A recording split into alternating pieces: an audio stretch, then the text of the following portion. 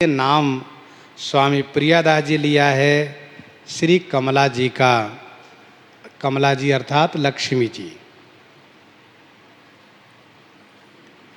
माता श्री लक्ष्मी जी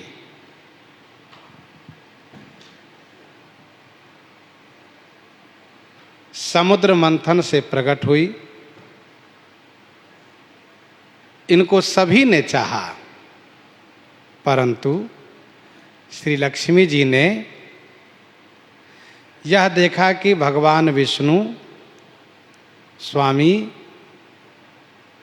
समुद्र की जो लहरें उठ रही हैं उसको गिन रहे हैं,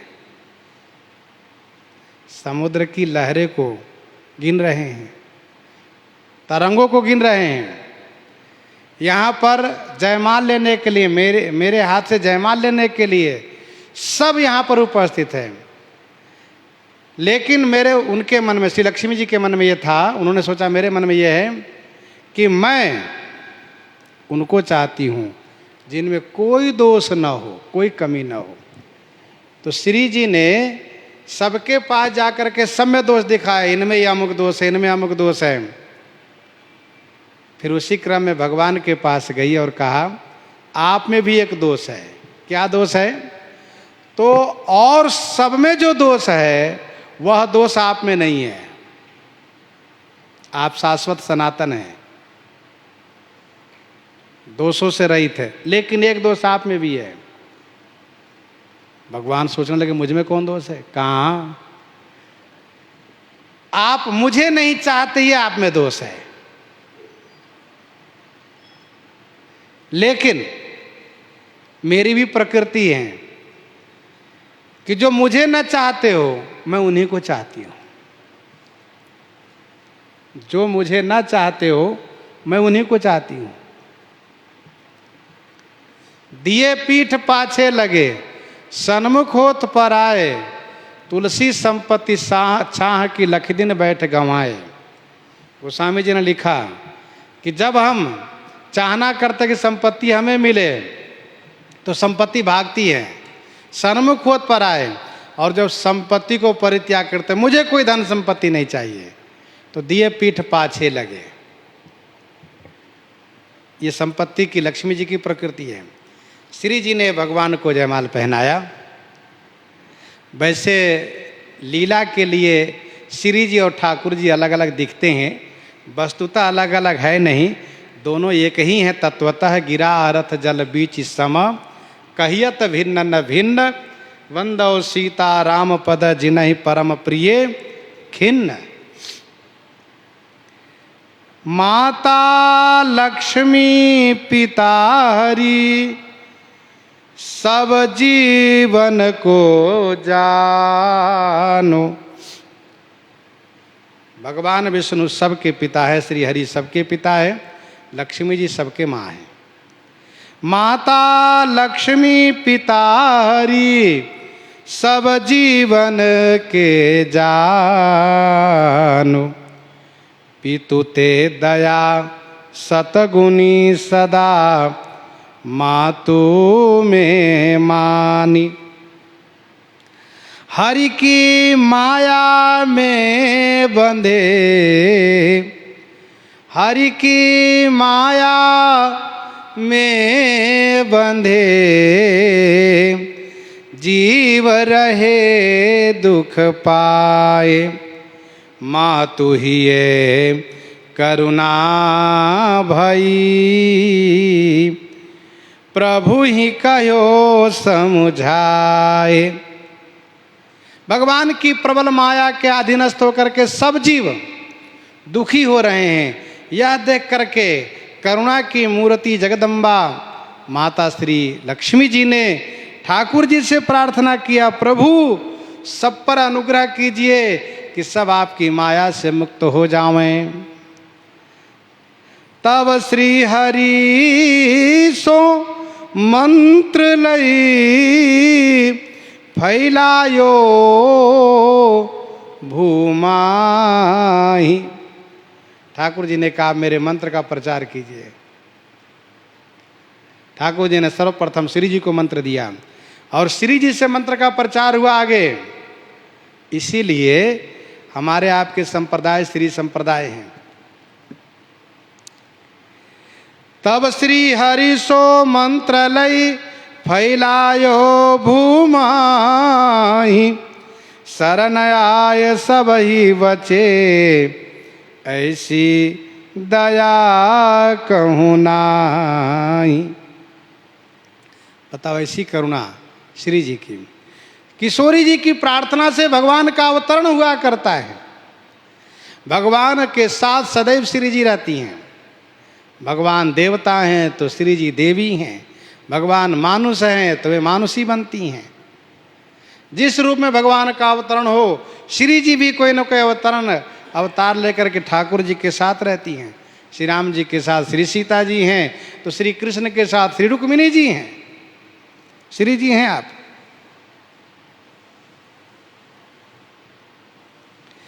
ऋषि मुनियन की विनय सुनी, खलबध को पन कीन, सीता माता ने तहाँ रक्षा को पनलीन। ताते निशिचर बध समय, निज माया प्रगटाए,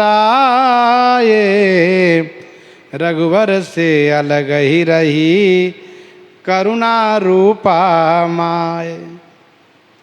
किशोरी जी करुणा स्वरूपा हैं। ठाकुर जी प्रण किए कि निश्चर इन करऊँ मही, तो किशोरी जी ने मन बनाया कि यह कार्य पूरा होना चाहिए। इसीलिए अपनी माया को विस्तार करके स्वयं ठाकुर जी से अलग लंका में रहने लगी। जीव के प्रति कितनी दया है इनकी। मानस जी के अरण्य कांड में जयंत का प्रसंग हम आप पढ़ते हैं। पद्म पुराण में लिखा है, जयंत जब देवर्षि नारद जी के कहने पर ठाकुर जी के शरण में आया तो उल्टा गिरा, लेकिन ठाकुर जी उन पर बहुत नाराज है, क्योंकि किशोरी जी के चरण में चोच मारा है। किशोरी जी का अपराधी है। ठाकुर जी देख नहीं रहे उसकी ओर, तो किशोरी जी उनको उठा करके और उनके मस्तक को ठाकुर जी के चरण पर रखती हैं और प्रार्थना करती हैं कि स्वामी इन पर दया कर दीजिए।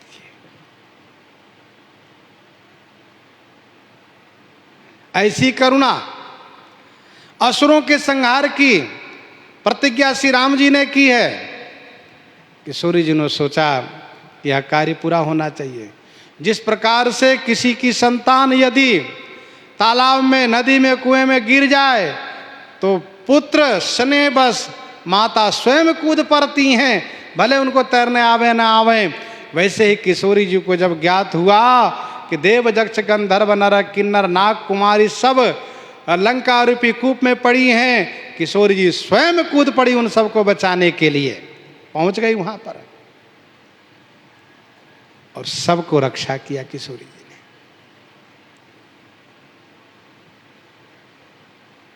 अपनी संहार शक्ति को प्रकट किया। निज प्रतिबिंब राखी तह सीता, तैसे सेल रूप सुविनीता। श्री किशोरी जी की अद्भुत करुणा है, विलक्षण कृपा है जीवों पर। वाल्मीकि रामायण में वर्णन है, जब श्री राम जी विजयी हुए, और प्रभु ने श्री हनुमान जी से कहा कि अशुभ समाचार श्री सीता जी को सुनाइए जा करके। श्री हनुमान जी ने जब समाचार सुनाया है, किशोरी जी चुप हो जाती हैं। श्री हनुमान जी पूछते हैं, माँ क्या बात है, आप चुप क्यों हो गई? कहीं ऐसा तो नहीं कि मुझे समाचार सुनाने में गलती हुई हो? माँ मैंने आपसे कहा कि प्रभु श्री राम जी विजयी हुए हैं, रावण मारा गया है, श्री विभीषण जी राजा बन गए हैं। किशोरी जी ने कहा, हाँ तुमने ठीक कहा। मैं चुप इसलिए हूँ कि क्या तुम्हें पुरस्कार में दूँ, मेरे पास कुछ है नहीं, क्या दूँ? तुमने जो समाचार सुनाए हैं उसके बदले में कुछ देना चाहिए। विशेष न विशेष तो बराबर तो देना चाहिए, कम देने में दोष लगता है। हनुमान जी ने कहा, माँ यही बात, इसी बात की चिंता है तो आप मैं मांगता हूँ, मुझे दे दीजिए। क्या मांगते हो हनुमान? कहा, माँ जब मैं पहले आया था ये निश्चरियाँ आपको डरवा रही थी, बहुत रूप धारण करके आपको भयभीत कर रही थी।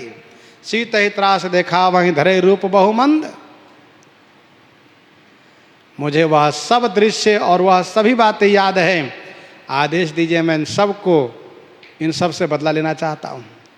रावण जो किया उसका बदला तो हम लोगों ने ले लिया, लेकिन निश्चरियों का बदला लेना है।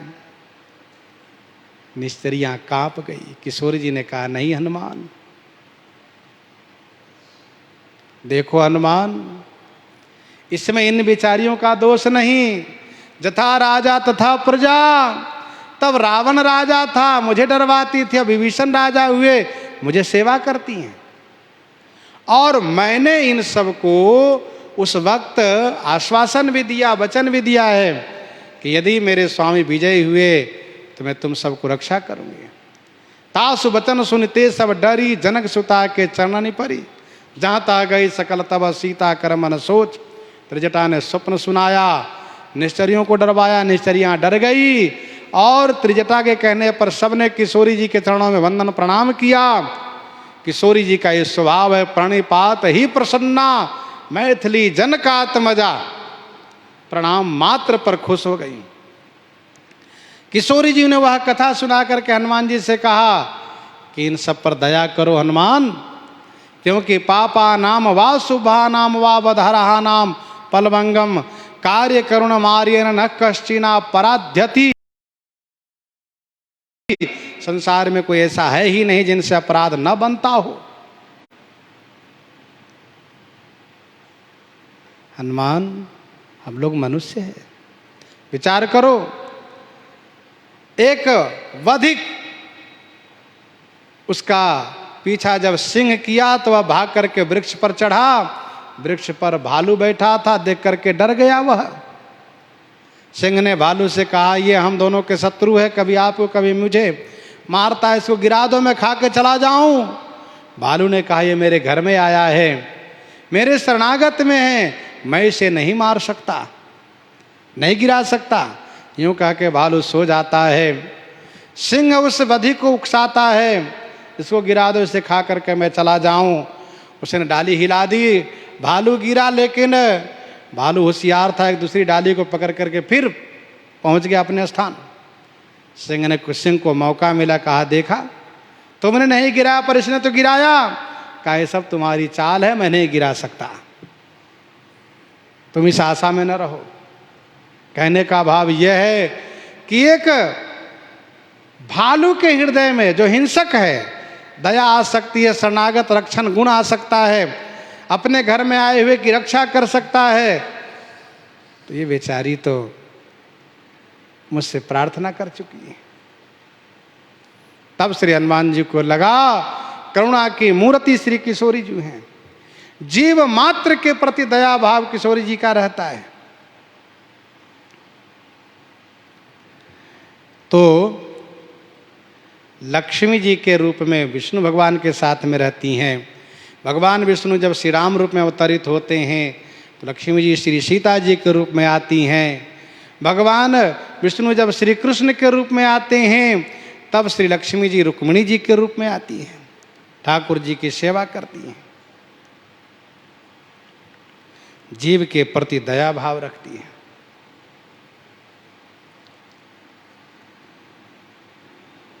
आगे नाम है गरुड़ जी का, पक्षीराज गरुड़, कमला गरुड़, दक्ष की बेटी कद्रुविंता कश्यप जी की पत्नी बनी। दोनों ने पति की सेवा करी। पति ने कहा, क्या चाहिए, वरदान मांगो। दोनों ने कहा, मुझे संतान चाहिए। कद्रु ने कहा, 1000 पुत्र की माँ बनना चाहती हूँ। विंता ने कहा, मेरी सौत के पुत्र से विशेष गुण वाला मुझे 2 ही पुत्र चाहिए। कश्यप जी ने दोनों को वरदान दिए, तप में लग गए। दोनों ने अंडे दिए, दोनों ने अंडे दिए। दोनों ने अंडे को सेवन करना शुरू किया। 500 वर्ष पर कद्रु के सभी अंडे फूट करके नाग के रूप में अब जन्म ले लिए, नाग पैदा हुए। विनता को संकोच लगा कि मेरी सौत के अंडे फूट गए, मेरे अंडे कब फूटेंगे, ज्यों के त्यों बने हुए। एक अंडे को उन्होंने फोड़ दिया, जिसमें आधा शरीर ही तैयार हुआ था। उन्होंने कहा, माँ तुमने अपनी सौत की ईर्ष्यावशात मेरे शरीर को पूरा नहीं होने दिया, इसलिए आपको दासी, उनकी दासी बनना पड़ेगा, लेकिन दूसरे अंडे को फोड़िएगा नहीं। वही जो मेरे भाई साहब होंगे वही आपको दासीपना से मुक्त करेंगे। यूं कह करके ब्रह्मा जी के आदेश से वे सूर्य के सारथी बन गए अरुण। एक दिन की बात है, दोनों बैठी थी। कद्रू ने कहा, सूर्य के रथ में जो घोड़े उनकी पूंछ काली है, विनता ने कहा श्वेत है। बात यहां तक आई कि जिसकी बात झूठी होगी वो दासी बनेगी। कद्रू ने अपने सर्पों से, बेटों से कहा, जाकर के उनके पूंछ में लिपट जाओ। जिसने स्वीकार किया उसको आशीर्वाद दिया, जिसने स्वीकार नहीं किया उसको श्राप दिया, तुम मर जाओगे जन्मे जाए के यज्ञ में जाकर के, सर्पेष्टि यज्ञ में। और विनता की बात झूठी करा दी गई, विनता दासी बन गई। 1000 वर्ष पूरे होने पर गरुड़ जी का जन्म हुआ। गरुड़ जी कुछ बड़े हुए, देखा कि मेरे प्रति और मेरी माँ के प्रति ये सर्प और सर्प की माँ बहुत तुच्छ व्यवहार करते हैं, दास समझ के व्यवहार करते हैं। अपनी माँ से पूछा, माँ बात क्या है? तो कहा ऐसी ऐसी बात है। तब गरुड़ जी ने सर्पों से कहा, ये बताओ हम तुम्हारे कौन सा प्रिय काम कर दे जिससे कि तुम सूर्य के रथ के घोड़े में फिर से ये प्रमाणित करा दो कि उनकी पूंछ सफेद है, काली नहीं है उनकी पूंछ। कहा हमें अमृत पिला दो। कहा अच्छा, बहुत अच्छी बात है। गरुड़ जी गए देवलोक में, देवलोक में गए, देवताओं को परास्त करके अमृत पर अधिकार प्राप्त कर लिए। अमृत को लाए लेकिन पिए नहीं, पी सकते थे पर पिया नहीं।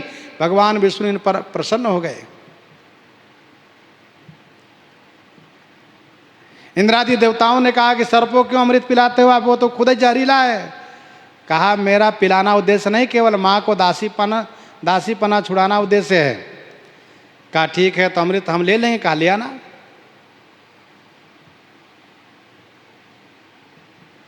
भगवान विष्णु इन पर बड़े प्रसन्न हुए, अपने वाहन बना लिए। इंद्र प्रसन्न हुए, उनको सर्प संहार भक्षण का आशीर्वाद दिए। और गरुड़ जी भगवान के प्रिय बन गए। यह देख करके कि अमृत को पाकर भी पिया नहीं और अमृत से केवल अपनी मां को दासीपना छुड़ाना चाहा, स्वार्थ रहित है। भगवान इन पर उनको अपनी सेवा में रखने के लिए आशीर्वाद दिए। गरुड़ जी ने अमृत ला करके दिया। देवता लोग ब्राह्मण के वेश में कहने लगे, सर्पों अरे अमृत पान बिना नहाए नहीं करना चाहिए और अमृत को ऐसी वैसी जगह रखना भी नहीं चाहिए। तो अमृत को कुसा पर रखा, लोग नहाने गए, इंद्र अमृत उठा करके स्वर्ग चले आए। सर्प नहा के आए, अमृत नहीं मिला, कुसा पर अपना जिह्वा से चाटने लगे, जिह्वा 2-2 भाग हो गई, 2 जिह्वाएं सबकी हो गई। और कुश पर अमृत रखा गया, अमृत के संजोग से कुश भी परम पवित्र हो गया, उसमें कोई छूतक दोष नहीं लगता है। इस प्रकार से श्री गरुड़ जी अपनी माता को दासीपना से मुक्त करा दिए। सर्पों ने प्रमाणित कर दिया कि घोड़े के पूंछ जो है काली नहीं सफेद है।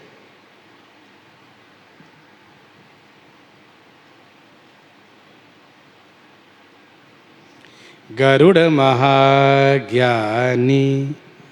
गुण राशि, हरि सेवक अति निकट निवासी। गरुड़ जी गए हैं भगवान सूर्य से वेद पढ़ने के लिए। वेद पढ़न रवि के ढिग आए। सूर्य ने कहा कि पक्षी को वेद पढ़ने का अधिकार नहीं है, इसलिए हम तुम्हें नहीं पढ़ा सकते, तुम जाओ।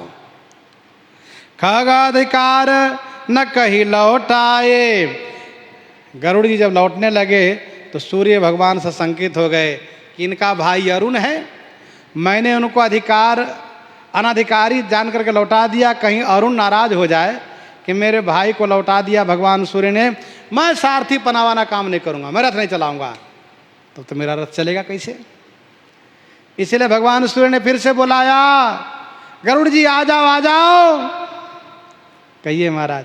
कहा तुमको मैं वेद पढ़ाऊं? कहा नहीं, मुझे नहीं पढ़ना, मैं तपस्या से वेद पढ़ूंगा, मैं तप से विद्या प्राप्त करूंगा।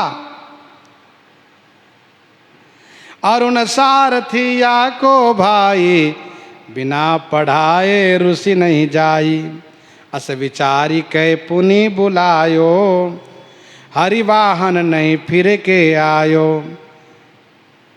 फिर भगवान सूर्य ने वरदान दिए, बिना पढ़े ही आपको सारी विद्या प्राप्त हो जाएगी, और आप जब चलेंगे तो आपके पंख से साम वेद का गायन हुआ करेगा। तब रवि ने दीन्यो वरदाना, बिना पढ़े सब हो वै ज्ञाना।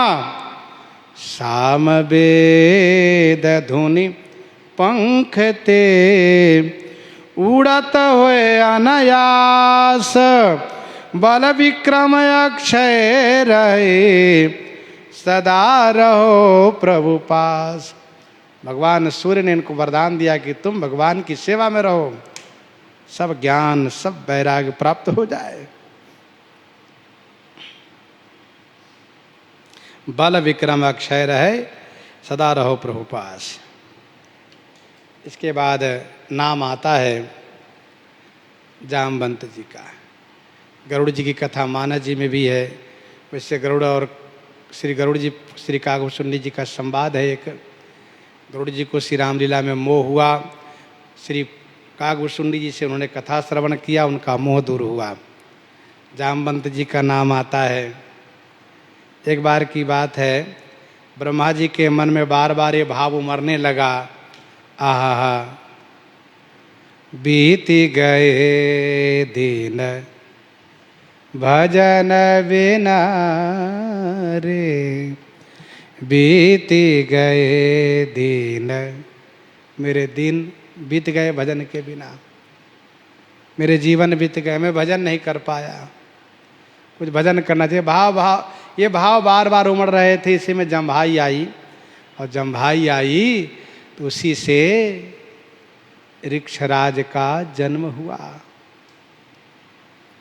जम्भाई आई, मुख से ही बालू का जन्म हुआ। ये ब्रह्मा जी का अवतार है ऋक्षराज जामवंत।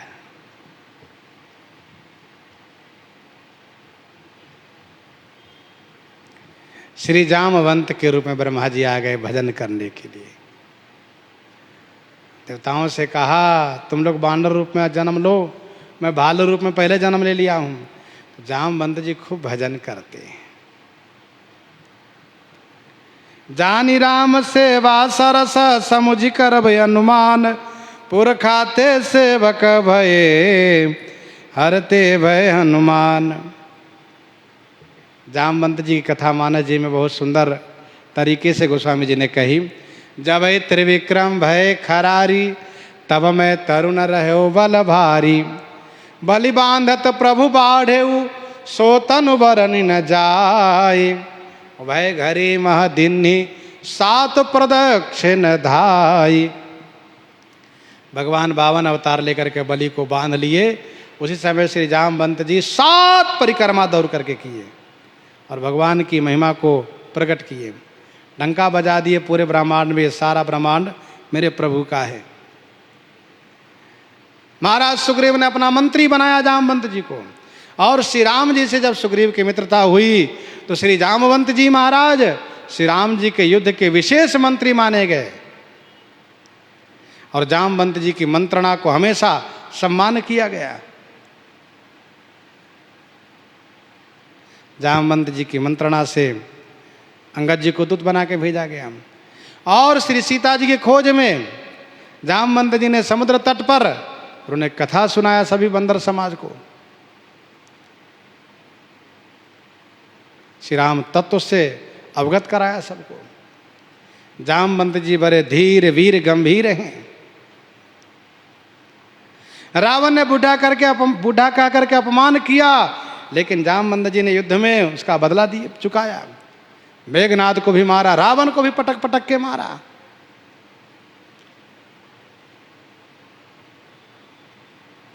ऐसे जामवंत जी महाराज खूब युद्ध किए। जब लंका के उस युद्ध में जब भी आवश्यकता पड़ती हो जामवंत जी के विचार लिए जाते थे। जामवंत का वैध सुखे ना। और जामवंत जी जब श्री राम जी को लड़ते देखते थे, इनके मन में एक बात आती थी, आहा एक बार हम भी प्रभु से लड़ लेते। श्री राम जी की भुजा की ओर जामवंत जी बार बार देखते थे। श्री राम जी का तिलकोत्सव हुआ, सबको इच्छित वरदान श्री राम जी देने लगे। प्रभु ने पूछा जामवंत जी क्या चाहिए? कहा प्रभु मेरी इच्छा आपकी भुजा को देखने से अधूरी रह गई, एक बार आप हमसे लड़ लेते मल्ल युद्ध, आपसे कुश्ती लड़ने की इच्छा रह गई। प्रभु ने कहा इस अवतार में नहीं, इस इच्छा को आगे के अवतार में हम पूरा करेंगे। और श्री कृष्ण अवतार में सेमंतक मणि के कारण श्री कृष्ण भगवान जामवंत जी की गुफा में पहुंचे और वहां लगातार 28 दिन युद्ध हुआ।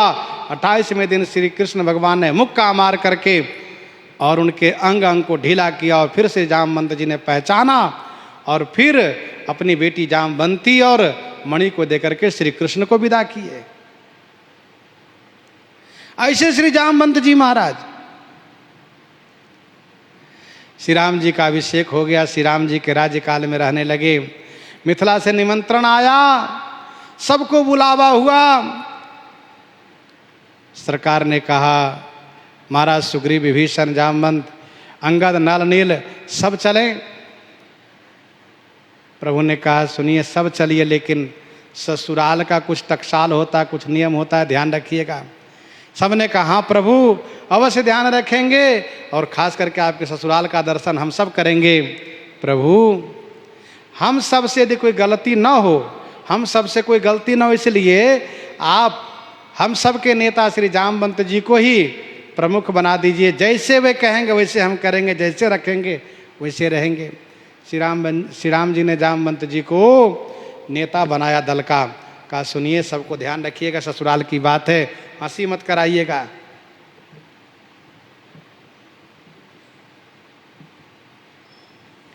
मिथिला में सब पहुंचे। मिथिले जी ने सुंदर भोजन का प्रबंधन किया। सब बैठे भोजन पर, सब व्यंजन परोसे गए। उसी में कटहल के कोया परोसा गया। जामवंत जी महाराज ने देखा सब तरह की मिठाई, ये कैसी मिठाई पीले रंग की। उसको हाथ में लिया, हल्का सा दबाया, उसका बीज ऊपर उछल गया। जामवंत जी तुरंत कूद के उसको पकड़ लिए। तो बंदरों ने समझ लिया कि भोजन का ये रस्म है, तभी तो जामवंत जी ऊपर उछल गए और फिर सबके सब उछल को शुरू कर दिए। सब उछलने लगे, बड़ी हंसी हुई। जो किशोरी जी के भाभी के रिश्ते में उन्होंने कहा कि नंदोई जी के देखिए कैसे हैं इनके, आखिर वानर भालू ठहरे। बड़ी हंसी हुई। नंदोई जी के सेवक लोग हैं। प्रभु ने जामवंत जी से पूछा क्यों जामवंत जी ऐसा क्यों किए आप? जामवंत जी ने कहा सरकार आप तो जानते हैं कि लंका में मेरे हाथ से कोई राक्षस नहीं बच पाया और ये कटहल का बीज मेरे हाथ से कहाँ जाता, इसलिए उछल के पकड़ लिया। बंदरों से पूछा तुम लोग ऐसा क्यों किए? कहा सरकार हम तो पहले कह दिए थे कि जैसा जामवंत जी करेंगे हम ऐसा ही करेंगे। इस प्रकार से बड़ा उपहास